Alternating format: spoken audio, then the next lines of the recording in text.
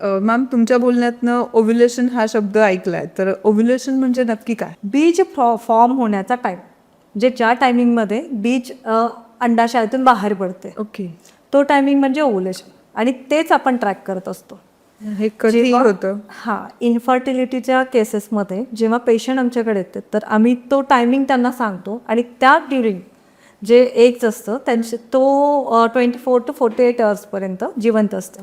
Okay. आणि त्या टायमिंगमध्ये intercourse होणं गरजेचं असतं. त्या टायमिंगमध्ये इंटरकोर्स झाला तर प्रेग्नन्सी राहणं संभव होतो. म्हणून आपण त्या टायमिंगमध्ये ओव्ह्युलेशन ट्रॅक करत असतो. पण तो पिरियड काय असतो? ओव्ह्युलेशन होण्याचा पिरियड मोस्टली जर तुमची सायकल 28 डेजची असेल तर त्याच्या 14 डेज बिफोर, ओके. म्हणजे मोस्टली 14th डेला अच्छा. तुमचं ओव्ह्युलेशन होत असतं. 14व्या दिवशी 14व्या दिवशी. परंतु ते फिक्स नाही आहे की ते 14व्याच दिवशी होईल. काही लेडीजमध्ये ते 2-3 दिवस आधी येऊ शकतं आणि नंतरही येऊ शकतं. सो फर्टाईल विंडो हा 4 डेज बिफोर आणि 4 डेज नंतर असा पकडला जातो. अच्छा.